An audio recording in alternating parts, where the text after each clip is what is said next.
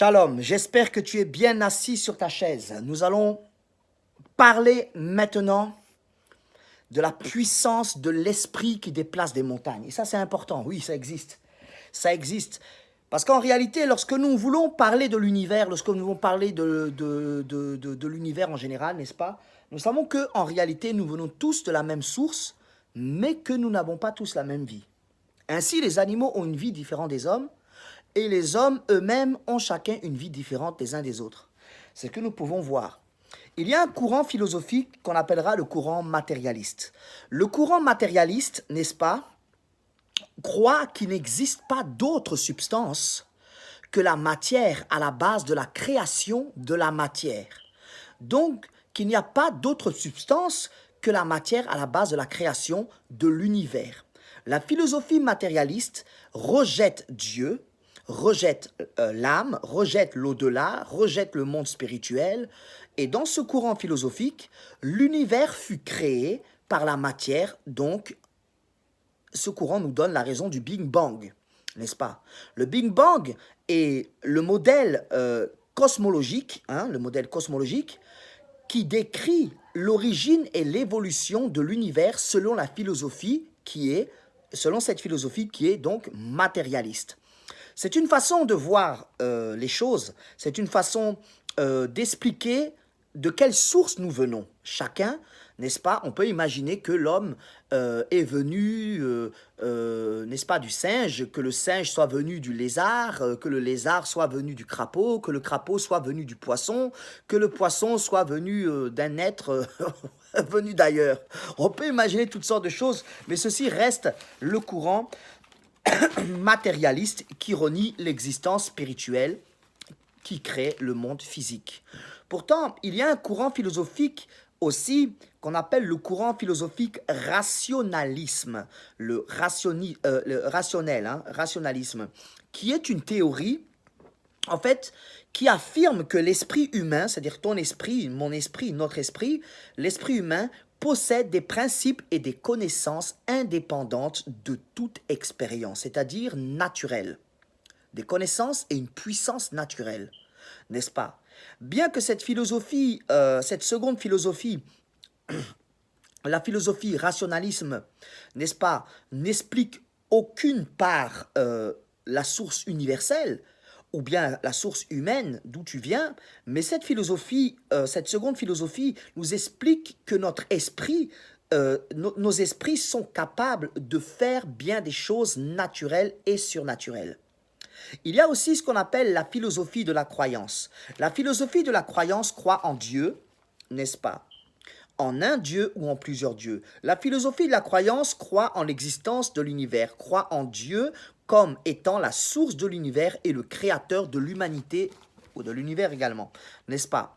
En Genèse, n'est-ce pas, de la Bible, le chapitre 1, le verset 26, ou en Bereshit, n'est-ce pas, dans la Torah, le chapitre 1, verset 26, Dieu dit « Faisons l'homme à notre image et selon notre ressemblance ». Ok, à ce moment, on peut imaginer que Dieu parle, ou bien Hachem si tu es juif, ou Dieu si tu es chrétien, on peut penser que le créateur de l'univers est en train de parler, n'est-ce pas, à l'humanité, ou bien il est en train de parler, l'humanité n'existe pas en fait, il est en train de parler aux anges, ou bien il parle à la Trinité, ou bien il parle à lui-même, on ne sait pas, mais en réalité, dans ce contexte-là, il est en train de parler à l'univers, parce que Dieu ne pouvait pas se parler tout seul. Donc il parle à l'univers, il est en train de parler à l'univers qu'il a créé, il est en train de dire à l'univers, créons l'homme à notre image, pour qu'il domine.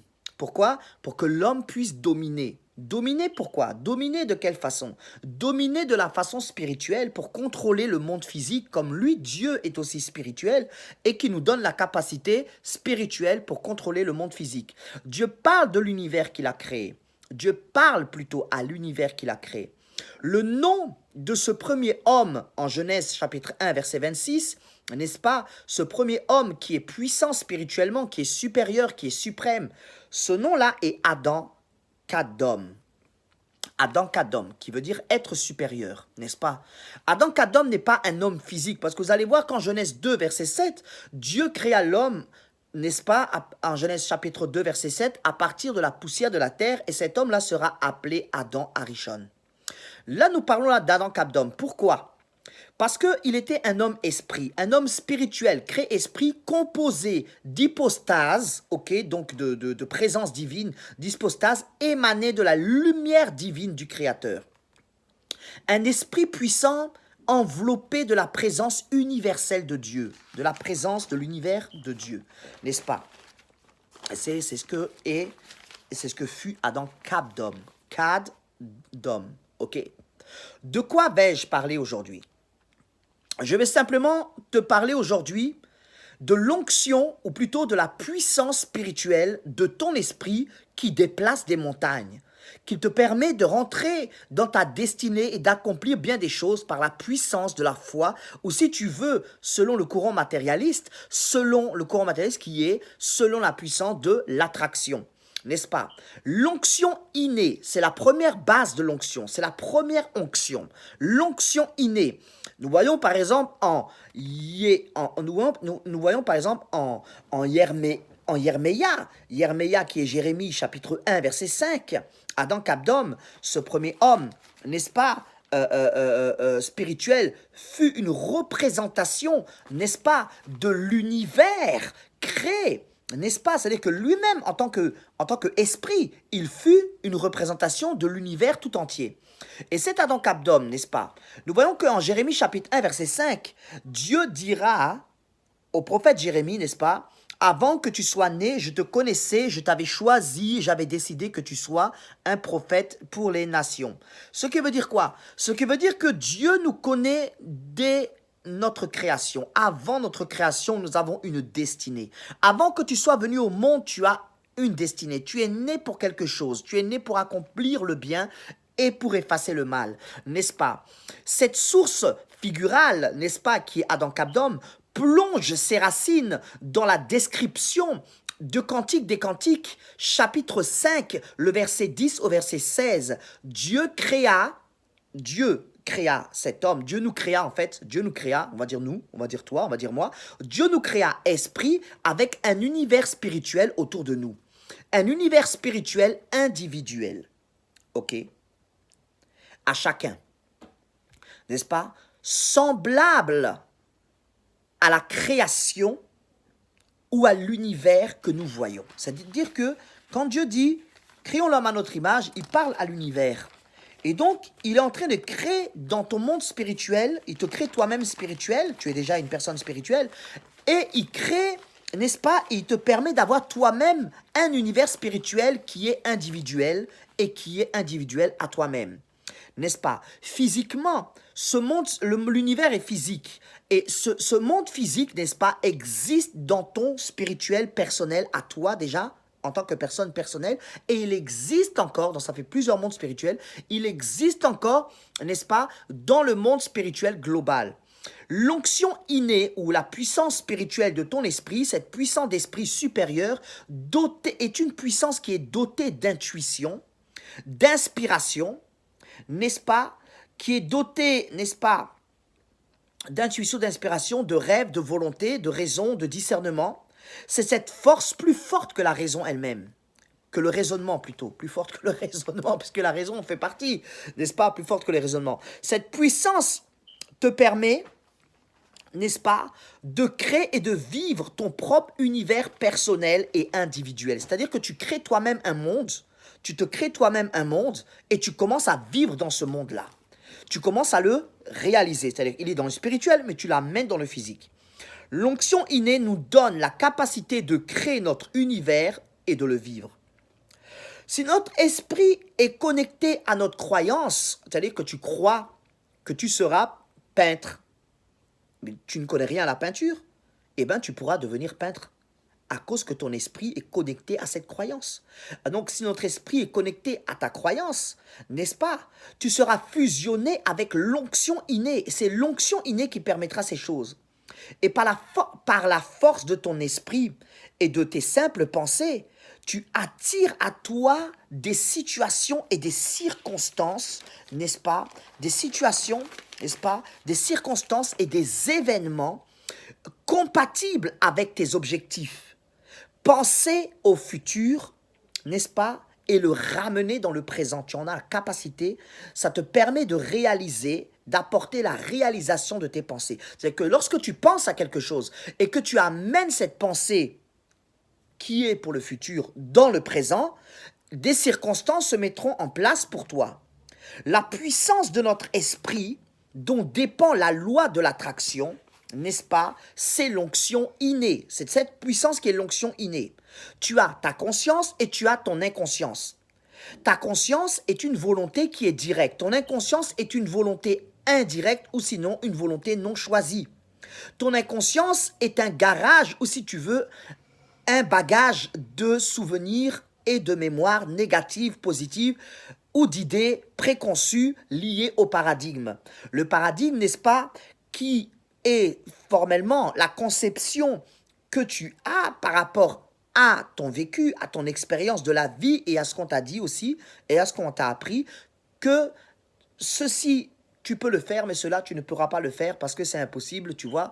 Ton père a essayé, il n'a pas fait. Ceci ne marche pas, ceci marche, ceci fonctionne. Et tu as une certaine façon de croire aux choses un certain moment et d'y douter un autre moment.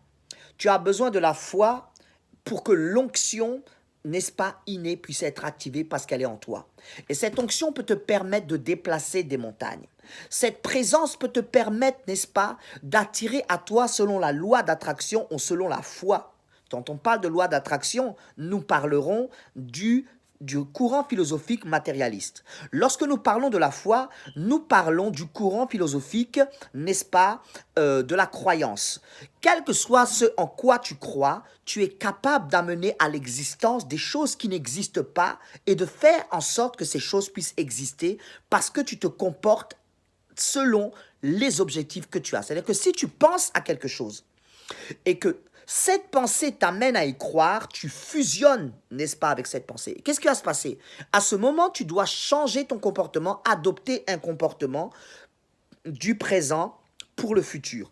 Te comporter comme si tu avais déjà cette chose-là et tu verras cela se réaliser, cela s'accomplir et tu es capable de changer les circonstances. Regarde bien, lorsque tu penses à l'argent, tu fusionnes avec cette pensée.